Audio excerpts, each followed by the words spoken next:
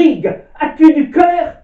Tout autre que mon père l'éprouverait sur l'heure. Le Cid, de Pierre Corneille, acte 1, scène 5, entre Don Diègue et son fils Rodrigue. Bonjour. Avoir du cœur, c'est avoir du courage. Et le mot courage, étymologiquement, vient d'ailleurs du latin cor, cœur. C'est le courage, l'une des 4 vertus cardinales depuis Platon, qui permet d'entreprendre les actions les plus périlleuses en surmontant sa peur. À cœur vaillant, rien d'impossible, proclamait Jacques Cœur, l'argentier du roi de France Charles VII, et il fit graver cette devise sur les façades du magnifique palais gothique qu'il se fit construire à Bourges, sa ville natale. Vous n'ignorez pas sans doute que l'Hôtel des Invalides, fondé par Louis XIV en 1670, abrite les restes de plus de 130 personnalités illustres de notre histoire, ainsi que le tombeau de Napoléon. Mais savez-vous que de nombreux cœurs y reposent aussi, hors des corps dans lesquels ils ont passé leur vie? Cela s'explique par le fait que, depuis le Moyen Âge, le cœur est considéré comme le siège de l'âme, et qu'en conséquence, il devrait toujours être conservé différemment du corps. C'est la raison pour laquelle, en ce qui concerne nos rois de France, il fut décidé au XIIIe siècle qu'après leur mort, leur cœur soit embaumé et placé dans une institution ou une église, tandis que leur corps serait conservé dans la basilique Saint-Denis. Pour en revenir aux Invalides, le premier cœur embaumé qui y fit son entrée ne fut pas, comme on pourrait le penser, celui d'un roi, mais celui d'un architecte militaire bourguignon issu d'une petite famille de Aubereau-Nivernais récemment agrégé à la noblesse du Morvan, Sébastien le Prestre de Vauban, né en mai 1633 à Saint-Léger de Fourcheret dans l'Yonne.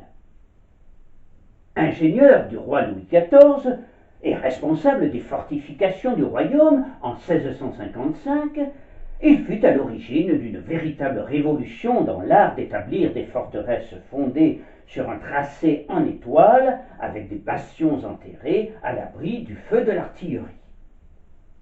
C'est sur ce modèle qu'il entreprendra l'édification de ce que l'on appellera la ceinture de fer, couvrant toute la frontière du nord et de l'est du pays. Il participera à toutes les actions importantes de la guerre de dévolution entre la France et l'Espagne en 1667 et celle de Hollande de 1672 à 1678. Chef exigeant, mais profondément humain, il aimait mieux dépenser la poudre que le sang, et il était apprécié de tous en raison de sa générosité et de sa simplicité. Sa prodigieuse carrière au service de la France commença en 1649 lorsqu'il fut présenté au prince de Condé. Il avait alors tout juste 16 ans. Cela se passait dans la Nièvre, au château de Vésigneux, fief de la maison de Chasselux au XIIIe siècle, devenue alors la propriété du comte de Bourbon-Bussé qui donnait des fêtes brillantes. Le prince de Condé aimait venir s'y reposer des fatigues de la guerre et y respirer l'air pur et frais du massif du Morvan et de ses forêts environnantes. Ce jour-là, l'ambiance était joyeuse, et Condé bavardait familièrement avec tous, et il semblait ravi d'être là. Parmi la foule des visiteurs, on remarquait un tout jeune homme à la chevelure blonde, à la mine joyeuse, mais aux manières timides. Condé lui aussi le remarqua. C'est le comte César-Philippe de Chastellux qui appartenait à son état-major et était alors lieutenant, qui lui présenta le jeune homme, et Condé aussitôt, avec cette perspicacité et ce jugement sûr qui le caractérisait, s'écria: « Ça me trompe beaucoup, ou le petit bonhomme ira loin un jour. » Et il l'incorpora aussitôt dans son régiment.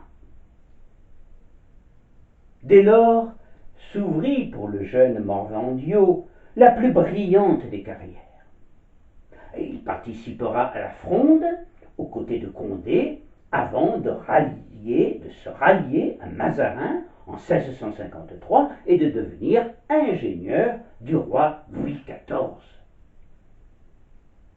Il parlait au roi avec une grande liberté, et une certaine complicité naîtra entre eux au fil des années. Vauban fut incontestablement un acteur du grand siècle et un homme de caractère qui s'exprimait toujours avec franchise et sans détour, refusant la représentation et le paraître tel qu'il se pratiquait à la cour. Il préférait au contraire le langage de la vérité, n'hésitant pas à s'élever en 1685 contre la révocation de l'édit de Nantes et en la lui reprochant ouvertement de tête à tête. Je préfère la vérité, quoique mal polie, à une lâche complaisance qui ne serait bonne qu'à vous tromper et à me déshonorer, disait-il.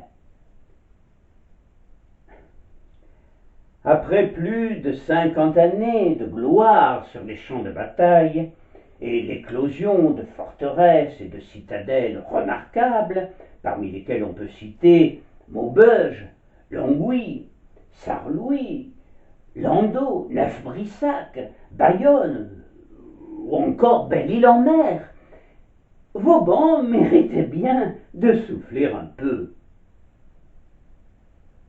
En 1705, âgé de 72 ans, il avait participé avec vaillance à 138 combats, avait été blessé 8 fois, et c'est pour le récompenser de ses immenses services que Louis XIV le fera maréchal de France et chevalier du Saint-Esprit, et qu'il fera ériger sa seigneurie de Bazoches en comté sous le nom de Vauban. En 1675, Vauban avait racheté le château de Bazoches et il modifia l'aménagement intérieur pour sa femme et ses enfants. Ah, il était tout heureux de s'y retrouver et de s'y rendre entre les campagnes militaires. Et c'est là qu'il réalisait ses plans et ses études pour les places fortes qu'il aménagera tout au long de sa carrière. C'est aussi au château de Bazoches qu'il écrivait, car, on l'ignore parfois, il était aussi un homme de plume très fécond, aux idées novatrices, précurseur des Lumières. De son enfance campagnarde, au contact des gamins pauvres avec lesquels il jouait, il avait découvert l'âpreté de la vie et pris le goût de la terre. Et jamais il ne cessa de s'intéresser aux plus humbles sujets du roi, accablé de tailles, de gabelles, et plus encore de fréquentes famines. Vauban avait du cœur, mais il avait aussi bon cœur. C'est pour eux, c'est pour ces hommes et ces femmes tenaillé par la misère et la faim, qu'il rédigea un mémoire singulier intitulé La cochonnerie, d'abord titré Chronologie des cochons, qui, malgré les apparences, abordait un sujet on ne peut plus sérieux, et n'ayant rien de cochon, je vous rassure. Il s'agissait en fait d'un traité économique et arithmétique destiné à adoucir la rudesse de leur vie quotidienne. Calcul statistique à l'appui, Vauban démontrait sur 17 pages qu'en gérant au mieux la reproduction des cochons en 12 générations, il y en aurait autant que l'Europe peut en nourrir. Et en poursuivant jusqu'à la 16e, il y en aurait de quoi en peupler toute la terre abondamment. Ainsi, arriverait-on à ce que tout travailleur de la terre, si pauvre soit-il, puisse élever un cochon de son cru par an et ainsi manger à sa faim.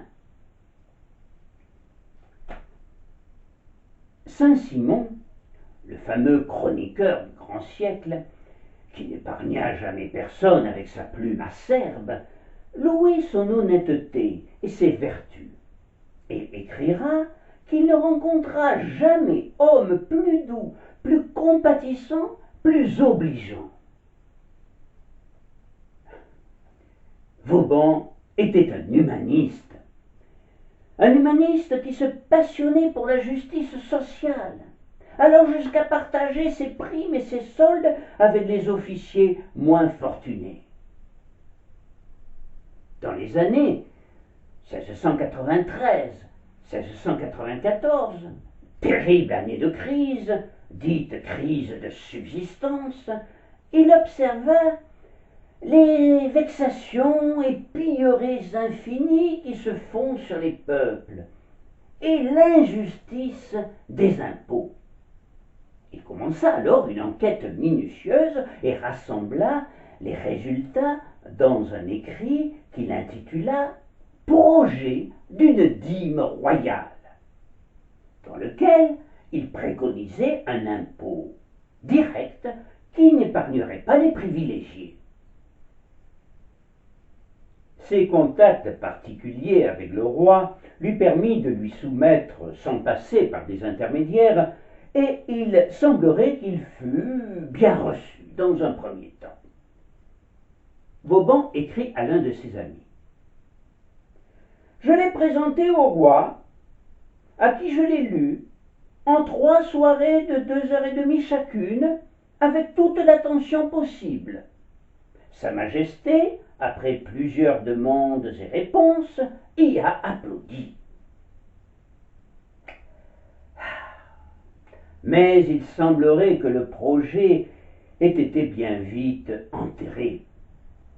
Alors Vauban tenta un coup de force pour faire connaître sa réforme de l'impôt qui allait assurément transformer l'ordre social. Bravant tous les interdits, il fit publier son projet clandestinement en 1707. C'était particulièrement osé, mais on pouvait s'attendre à tout avec un homme de la trempe de Vauban. N'avait-il pas déjà écrit une lettre à Louvois en 1671 ? « Je ne crains ni le roi, ni vous, ni tout le genre humain ensemble. » C'était toutefois à propos d'une accusation qui avait été lancée injustement contre 2 de ses ingénieurs. Le livre de Vauban fit grand bruit, rapporte Saint-Simon, goûté, loué, admiré du public, détesté des financiers et abhorré des ministres dont il alluma la colère. Réuni en février 1707, le conseil des conseils privés du roi le condamna, et le roi ordonna même d'en mettre les exemplaires au pilon et défendit au libraire de le vendre. Ses écrits progressistes étaient sans doute trop en avance sur son temps, ce qui fera de Vauban un précurseur des encyclopédistes, des physiocrates et de Montesquieu. Mais ce qui déplut à Louis XIV, ce fut surtout le fait que Vauban transgresse un interdit en rendant publics ses écrits. Néanmoins, contrairement à ce que l'on a dit parfois, Vauban ne fut pas inquiété ni disgracié par le roi, qui lui conserva toujours son estime et son amitié.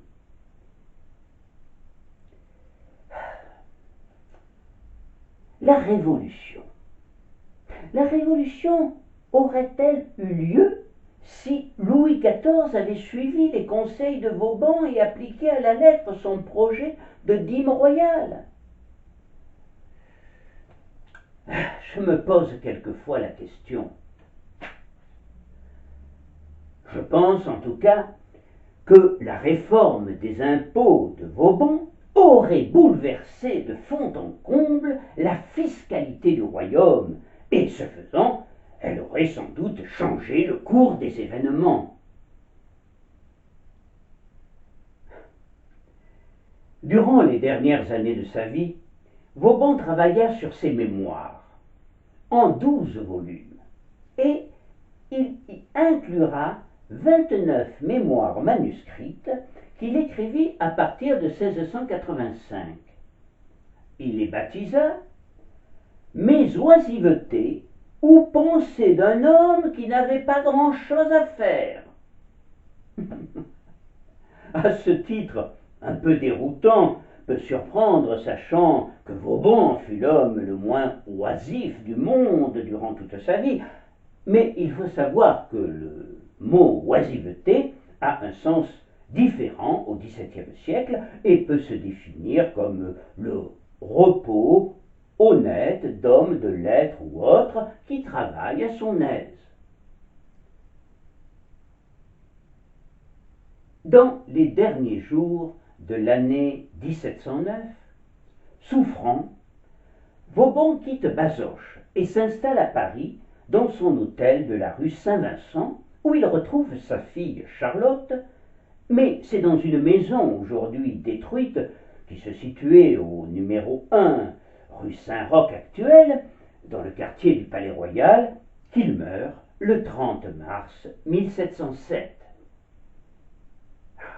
Louis XIV déclara à l'annonce de sa mort « Je perds un homme fort affectionné à ma personne et à l'État ». Vauban fut inhumé dans le caveau familial de la chapelle de l'église Saint-Hilaire de Bazoches. Quant à son cœur, il fut prélevé et conservé dans une boîte en plomb placée sous les marches de l'autel de l'église, puis oublié pendant longtemps. Sous la Révolution française, la sépulture de Vauban est profanée et l'église saccagée. Ce n'est que lors de ces réparations, entreprises en 1804, que la boîte contenant le cœur de Vauban est retrouvée. Et c'est incidemment que le préfet de l'Yonne, Jean-Baptiste Rougier, informa Napoléon de cette découverte. Napoléon portait une admiration inconditionnelle à Vauban et ne tarissait pas d'éloges sur la ceinture de fer qui restera fonctionnelle jusqu'au XIXe siècle. Pour lui, elle sauva la France de l'invasion au moins à 2 reprises, sous Louis XIV, lors de la bataille de Denain, puis sous la Révolution. Il ordonna donc aussitôt que le cœur vaillant du maréchal soit transféré sous le dôme des Invalides, où il se trouve toujours dans un mausolée érigé en face de celui de Turenne, autre grand militaire qui servit la France et Louis XIV. œuvre de Guillaume Trepsat, le mausolée initial était une simple colonne surmontée d'une urne assise sur une base portant des trophées. Il sera remplacé en 1847, dans le cadre de l'aménagement de la crypte destinée à recevoir le tombeau de Napoléon, par un sarcophage de marbre noir réalisé par le sculpteur Antoine Eutex, sur lequel Vauban est représenté à demi couché, un compas entre les mains et méditant sur ses écrits, encadrés par les figures de la science et de la guerre casquée. Une inscription et un bas-relief sur le socle rappellent son projet de dîme royale et valorisent la dimension politique et réformatrice de son œuvre. Une fastueuse cérémonie militaire fut organisée le 26 mai 1808 pour le dépôt du cœur de Vauban sous le dôme des Invalides. Une cérémonie réglée au millimètre près par le tout nouveau gouverneur des Invalides, le général sénateur Jean-Baptiste Philibert Sérurier, qui venait d'être nommé maréchal d'Empire honoraire. À la charnière d'un siècle qui fut celui des moralistes, érigeant la compassion en sentiment socialement partagé et faisant qu'il y a une espèce de honte à être heureux à la vue de certaines misères, et de notre siècle qui fera du bonheur une revendication sociale, Vauban, le militaire à la redoutable efficacité, sut montrer un autre visage un peu négligé aujourd'hui, celui d'un civil préoccupé par l'amélioration de la condition humaine, et se révéler pour cela un ingénieur des âmes, tour à tour économiste, sociologue, politologue. C'est avec un souci humaniste évident qu'il aborda ces trois domaines des sciences humaines. L'homme, pensait-il, est le capital le plus précieux et la priorité sur tout le reste est sa préservation. Une pensée à méditer aujourd'hui. Je vous remercie.